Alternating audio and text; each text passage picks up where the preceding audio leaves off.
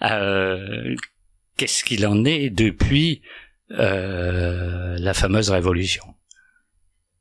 Bah oui, parce que nous, on a subi, ou eu le droit à l'une des plus grandes révolutions de l'histoire, ça dépend de quel côté on se passe. Voilà, donc il y avait ce débat tout le XVIIIe siècle dans la philosophie des Lumières.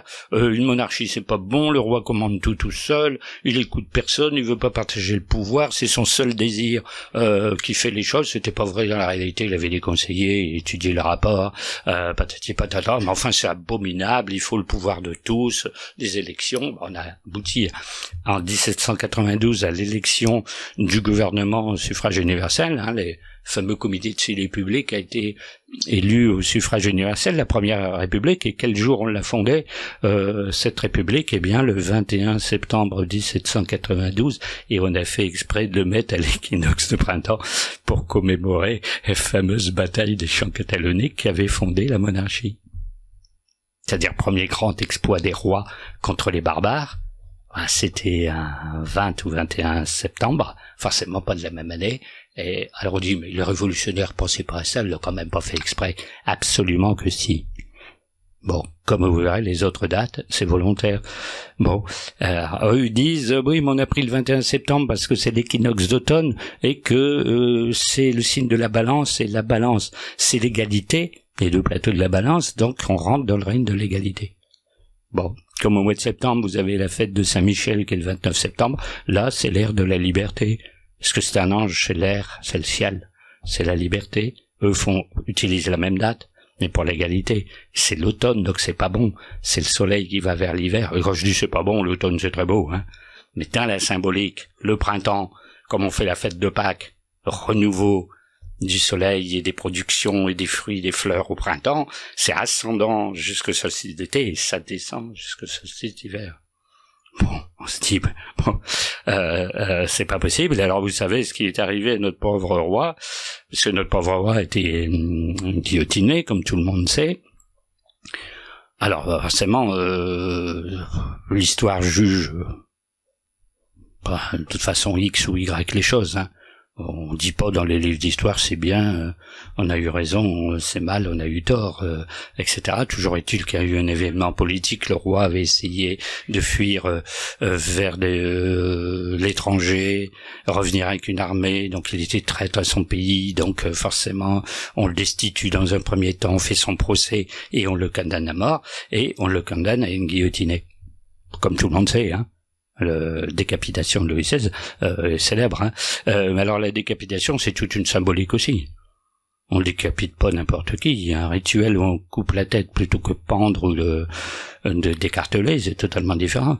Quand on coupe la tête, on supprime la partie supérieure du corps. Ça fait penser à Jean-Baptiste aussi qui a été décollé, comme à l'époque on disait pas décapité, on disait décollé. Donc on enlève la tête, en latin la tête c'est caput, et Louis XVI appartient à la dynastie des Capétiens, et caput veut dire tête. Donc, c'est normal un peu entre guillemets en symbolique qu'ils perdent la tête. Et vous savez quand il a été guillotiné? Un 21 janvier 1793, en étant condamné à la fin 92. Pourquoi ils ont attendu, nos révolutionnaires, c'est les Robespierre, Danton, tout ça, attendu le 21 janvier 1793 pour procéder à l'exécution, parce que c'est l'entrée du soleil dans le signe du Verseau. Est-ce un hasard? Il n'y en a aucun.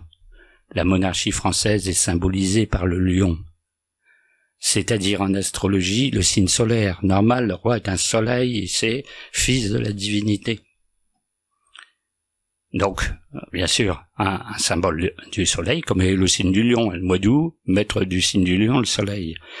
Le summum, c'est Louis XIV, appelé roi soleil. On dit, mais c'est pour s'amuser. Si on dit, ouais, Louis XIV, c'est un crâneur, c'est fait appeler roi soleil, c'est pour montrer que la monarchie atteignait un sommet par un roi qui avait ce qualificatif, mais qui symbolisait toute la monarchie depuis Scovis, et après la dégringolade. Non, c'est bien que Louis XV, Louis XVI, Louis XVIII, c'est autre chose, parce que on a rétabli la monarchie après Waterloo, ça n'a plus vraiment été comme avant, au point qu'on fixe l'arrêt de la monarchie en 1793. Alors, les personnes qui connaissent pas l'astrologie vont dire, bah oui, mais alors pourquoi justement le Verseau, qu'est-ce que ça vient faire là-dedans? C'est le signe de la révolution.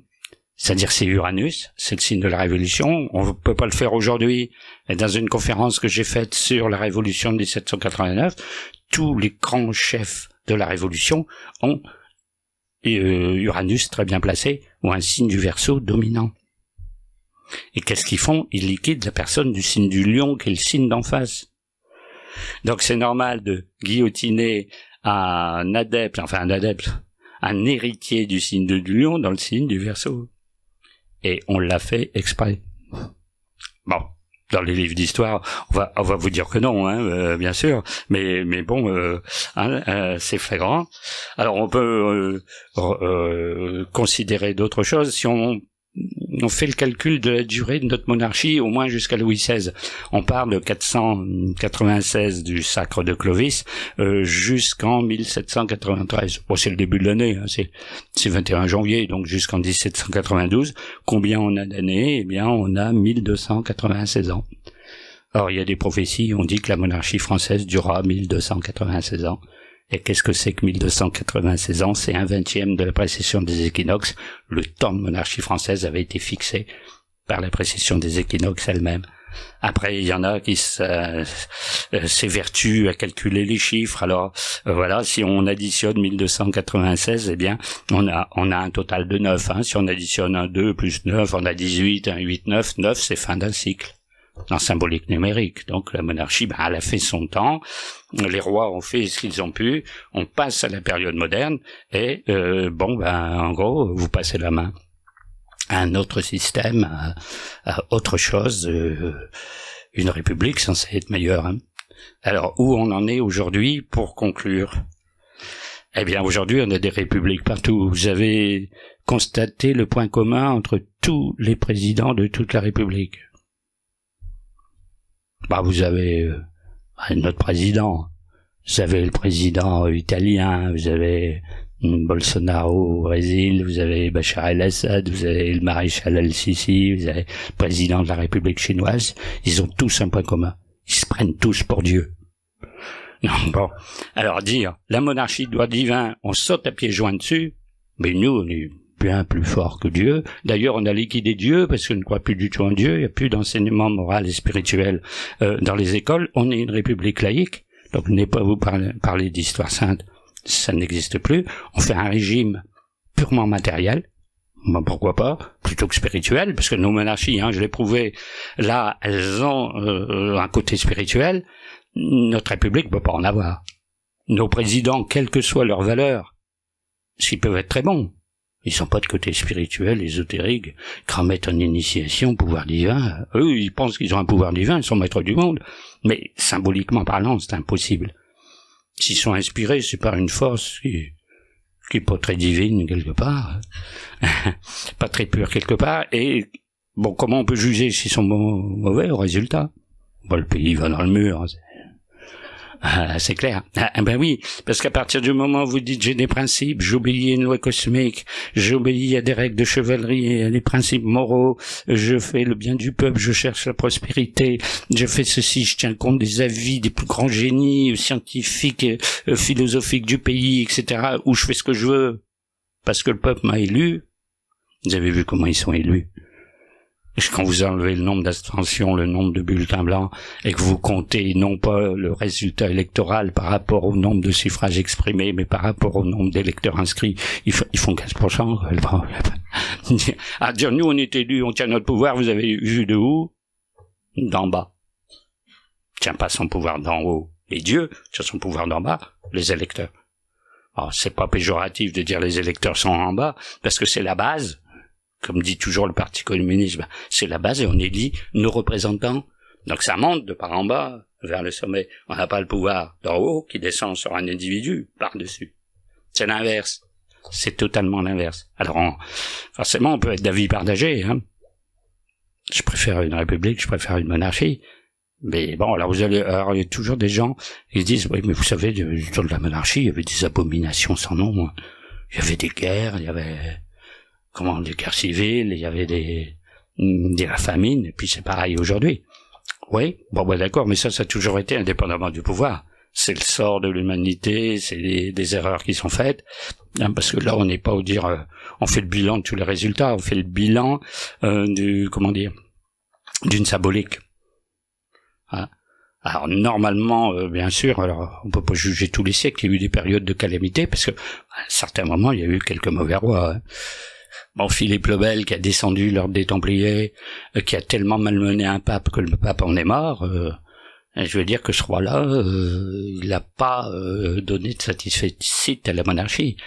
Bon, après, Louis XIV, c'est le grand règne, majestueux, etc., etc. Et comme je disais tout à l'heure, Louis XIV n'avait pas le quart du millième du pouvoir du président actuel. En liste de pouvoir. Et sans compter les moyens de les appliquer, hein.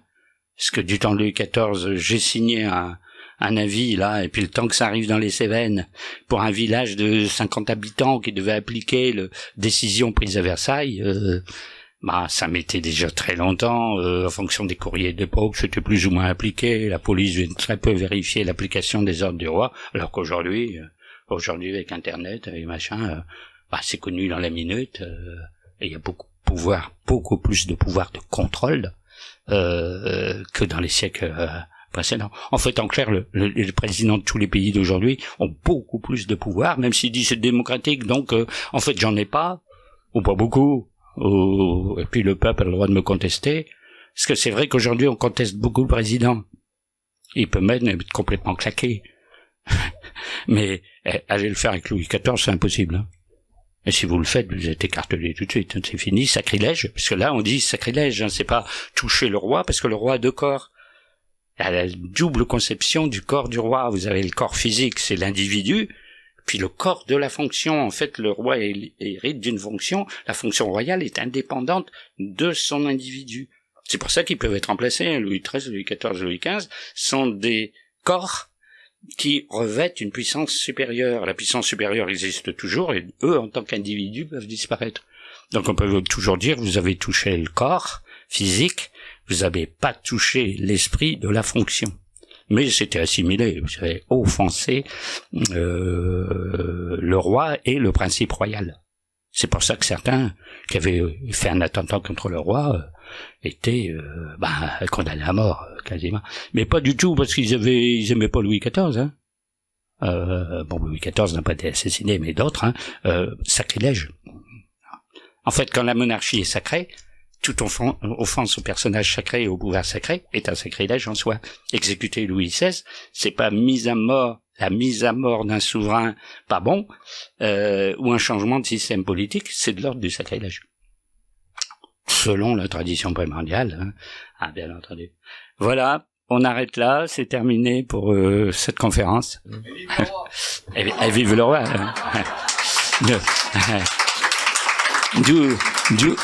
D'où la fameuse question, la fameuse phrase, hein, le roi est mort, vive le roi. Parce que le roi, dans son corps physique, l'individu meurt, et la fonction royale est éternelle, son successeur revêt le manteau de la fonction, et le roi est mort, vive le roi, la royauté continue. Et on arrête là-dessus. Merci beaucoup. Allez, merci à tous. Ce personnage, par exemple, quand il donne Fulcanelli, la lettre F, on sait que c'est la lettre de paternité. En réalité, il dit dans son patronyme, qui est évidemment un pseudonyme, mais de valeur, Fulca, c'est pour Vulcain. Donc, il commence par une divinité qui est un être intermédiaire entre le créateur et la créature. Il commence donc au milieu. Il se situe comme Hermétis, première lettre. Et il le dit d'une autre manière. Il dit « Moi, je ne me mélange pas aux choses terrestres ». Il choisit la lettre F parce qu'il y a une barre en haut et une barre au milieu, mais pas en bas pour faire le E qui vient juste avant. Donc, par cela, il indique qu'il est 6. Et 6 dans le jeu des tarots, je vais tâcher de trouver cette carte aussi vite que possible. C'est celle-ci. Pardon, nous y sommes ici. C'est l'arcane 6. Il se situe dans le système scientifique parce que cette carte a pour emblématique générale l'amoureux. C'est la force d'attraction et réciproquement de séparation. Mais ça se dit gravitation en termes de science. Donc l'amour, c'est pour le sentiment, et la gravitation, c'est pour le non-sentiment, c'est ce qu'on pourra dire globalement matériel. Donc il dit comme cela, je suis un scientifique, je suis le père de ce que je propose sous ce nom-là, et je suis le père parce que je recommence un cycle. En effet, toute la force de l'hermétisme a été dissoute par la Révolution française, avec R, force, F, paternelle. C'est-à-dire cette révolution avec pour objet de dire on recommence un cycle.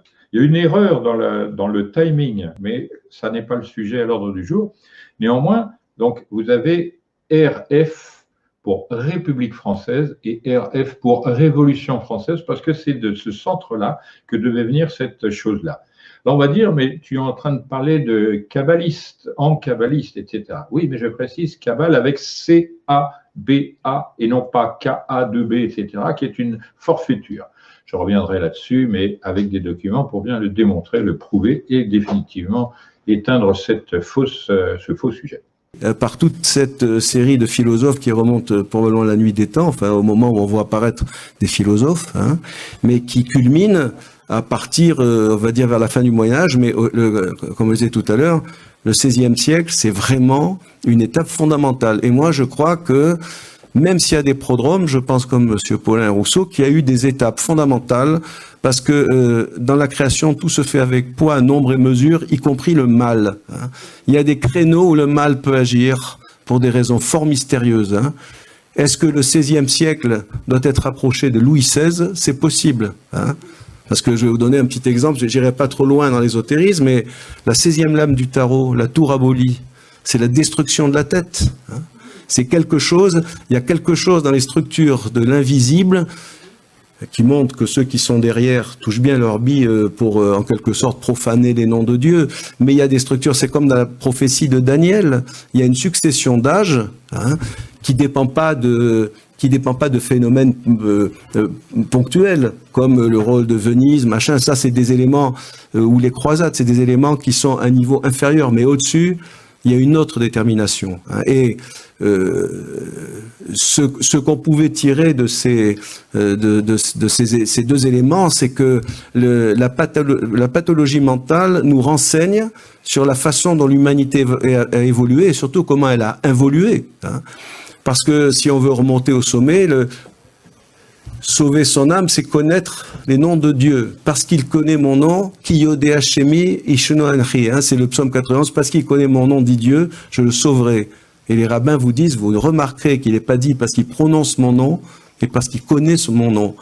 Donc la connaissance des noms divins, c'est la lecture du cosmos. Saint Thomas d'Aquin nous dit bien qu'on a deux livres pour connaître, c'est l'écriture et le monde qui nous entoure, qui est moi je dirais, c'est les armoiries de Dieu, c'est les splendeurs de Dieu qui nous permettent de le retrouver partout.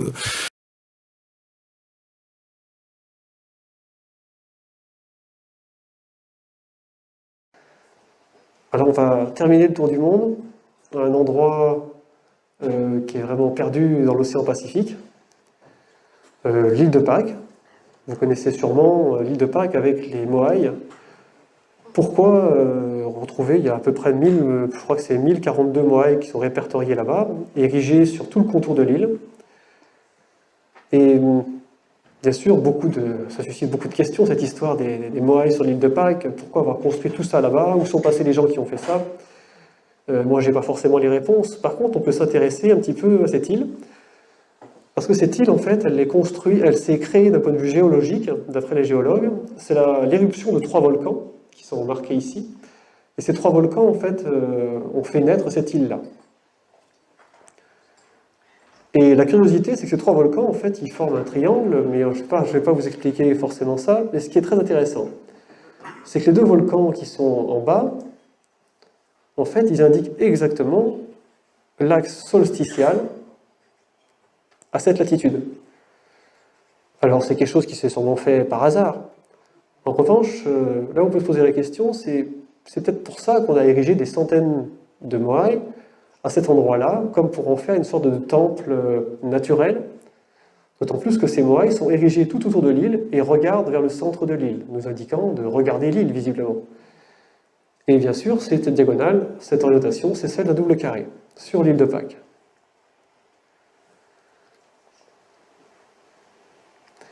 On va y revenir un peu à l'île de Pâques à la fin, et juste avant, donc, je vais introduire un nouveau concept, parce que c'est pas seulement la géométrie qui a déterminé l'orientation. On a vu que c'était en fonction éventuellement du solstice ou de l'équinoxe, et puis je vous ai montré que ça pouvait aussi être des principes géométriques. Mais il y a d'autres principes, il y en a un autre que je vais introduire. C'est quelque chose que j'ai découvert ici dans la région, en fait. J'étudiais donc les mégalithes, et je me disais, c'est marrant, le système géométrique, il n'est pas tout à fait orienté sur le solstice. Il y a un décalage.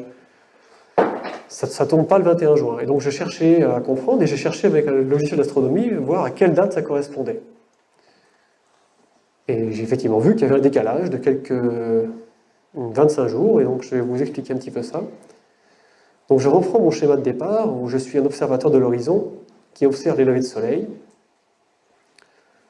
Et la plupart des orientations sont soit sur l'équinoxe, l'est-ouest, soit sur les solstices, comme ceci.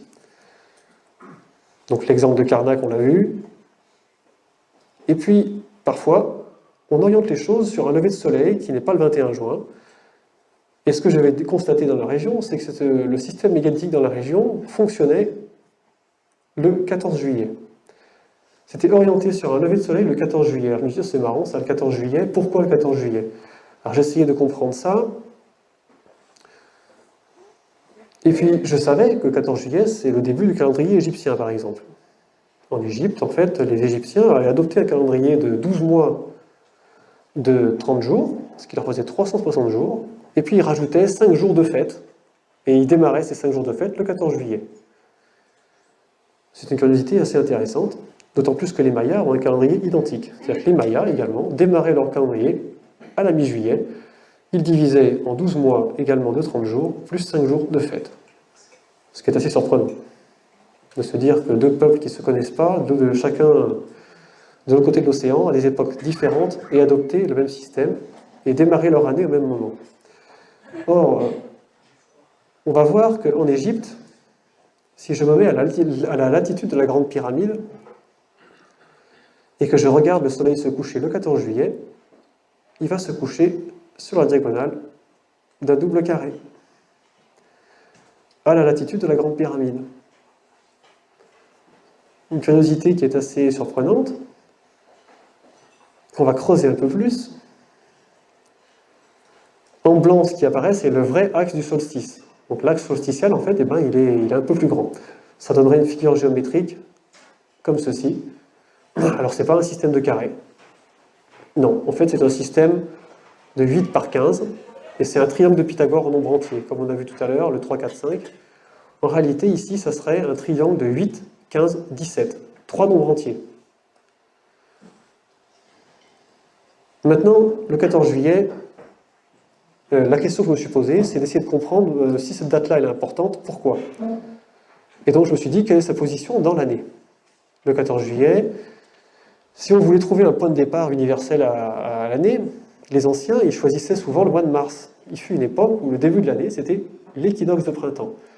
Et on en a des traces, puisque par exemple, le mois de septembre, octobre, novembre, décembre, septembre 7, octobre 8, novembre 9, décembre 10. À une époque, on faisait démarrer le calendrier non pas au 1er janvier, mais au moment du solstice, autour du 20 ou 21 mars. Donc, si je prends ça comme point de départ, si je prends comme point de départ de mon année l'équinoxe de printemps, et que je mets à compter le nombre de jours qu'il y a entre l'équinoxe de printemps, le 21 mars, et le 14 juillet. Et donc j'ai 115 jours entre le 21 mars et le 14 juillet, et environ 70 à 71 jours jusqu'à l'équinoxe d'automne. C'est-à-dire qu'entre les deux équinoxes, le 14 juillet va diviser les deux équinoxes. Et alors du coup, le rapport entre ces jours, c'est combien? Le rapport entre ces jours, là j'ai 1,619. Mais il faut savoir que nous, notre cycle astronomique, la Terre, elle fait un tour en 300, enfin, elle fait le tour du Soleil en 365 jours, 24, 22 et ainsi de suite. C'est pas un nombre entier. Et le fait que ce soit pas un nombre entier, ça introduit, nous, tous les 4 ans, on rajoute un jour de plus. Et en fait, si on intègre ce quart de jour en plus, on s'aperçoit que le rapport est encore plus précis. C'est-à-dire que le 14 juillet va diviser le temps entre les deux équinoxes on a un rapport de 1 à 1,618, c'est-à-dire le nombre d'or, peut-être que vous connaissez déjà. Voilà, c'est un nombre mathématique qui a une caractéristique unique. Et ça, c'est très curieux parce qu'on sait, par exemple, que ce nombre-là est employé dans l'architecture ancienne, même si officiellement, on ne reconnaît pas, on n'admet pas officiellement que les anciens avaient des connaissances aussi poussées en mathématiques. Enfin, moi, je l'admets volontiers. Donc, je vous le schématise. En fait, l'équinoxe de printemps, 14 juillet, équinoxe d'automne. Le 14 juillet vient diviser ce temps-là, suivant le rapport de 1 à 1,618. Et ce qui est important, c'est de préciser que c'est le jour le plus adapté, le 14 juillet. Il n'y a pas d'autre jour plus précis. En fait, comme on a un nombre de jours limité entre ces deux moments, on a 183 jours, on ne peut pas avoir une relation exacte. Pour ça, il faudrait avoir des milliers de jours pour pouvoir choisir le jour le plus précis possible. Et en fait, il n'y a pas de jour plus adapté que le 14 juillet. Si je prenais le 15 ou le 13, la relation est beaucoup moins précise. Donc c'est quelque chose d'assez curieux, d'ailleurs qui fait se poser la question, c'est marrant, nous, notre révolution française, c'est le 14 juillet. Est-ce que par hasard, on n'aurait pas choisi ça comme un clin d'œil? J'en sais rien. En tout cas, c'est amusant. Et donc on peut le vérifier avec un logiciel d'astronomie. Donc là, je vous mets un exemple, hein, c'est quelque chose qu'on trouve sur Internet. Et on peut s'amuser à régler la latitude, l'époque de l'érection des pyramides, c'est-à-dire il y a 4500 ans, sélectionner l'angle et s'apercevoir que ça se lève bien le 14 juillet, c'est ce qui s'affiche en bas du logiciel, 1407 moins 2500. Alors, on pourrait aller plus loin encore, parce que là, je vous ai parlé du 14 juillet, sa place entre les deux équinoxes. Mais si on regardait sa place par rapport à l'ensemble de l'année, si on finit le tour complet, non plus du 21 mars au 21 septembre, mais si on va faire du 21 mars jusqu'au, de nouveau le 21 mars, et on regarde où se trouve le 14 juillet. Donc ça fait un schéma comme ceci, et le rapport entre les deux, c'est un rapport de 1 à 3, 14, 16. Là encore, il n'y a pas de jour plus précis pour obtenir ce rapport-là. Et moi, je pense que le 14 juillet est une date qui est choisie depuis très longtemps pour ces raisons-là. C'est-à-dire que c'est pas par hasard qu'on observe, notamment en Égypte, l'emploi de ces nombres-là dans l'architecture. C'est pas écrit sur les hiéroglyphes 3, 14, 16 ou 618. C'est écrit dans la géométrie, dans l'architecture, mais c'est également visible, visiblement, si on étudie bien les choses, dans la façon dont ils ont implanté les monuments et dont ils ont divisé le temps. Donc on voit qu'en fait les monuments, ils sont orientés en fonction de plein de paramètres. C'est pas seulement juste le lever de soleil. On intègre certes un lever de soleil, mais on va intégrer de la géométrie, et ici on a intégré la notion du temps. Donc c'est une pensée qui est très subtile, qui n'est pas une pensée à laquelle on est habitué, parce qu'on regarde ça de haut souvent. Et quand j'ai l'occasion d'échanger avec des historiens ou archéologues sur ce sujet-là, ils ont beaucoup de mal à discuter de ça, parce que pour eux, c'est pas possible que les gens d'avant aient pu faire des choses pareilles.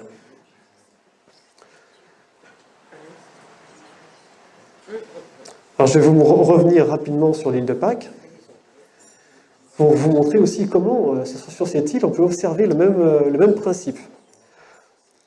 Donc voici l'île de Pâques, je vous ai dit que les trois volcans en fait, qui formaient cette île, en fait, dessinaient un triangle. Et c'est vrai, on peut le vérifier, le triangle, c'est un triangle qui est très précis. Alors j'ai marqué 20 km, bien sûr, c'est une valeur qui est approximative, mais je pense qu'en réalité, on n'est pas très loin de la vraie mesure. Et donc c'est un triangle isocèle, de 20 km, 12,36 sur l'autre côté. Ce qui est intéressant, c'est que 20 divisé par 12,36, ça nous fait le nombre d'or, 1,618. Mais ce qui est intéressant, c'est que ce que je vous ai expliqué tout à l'heure, c'est que la base du triangle, la partie qui fait 20 km, c'est l'axe du solstice. Donc je le retrace.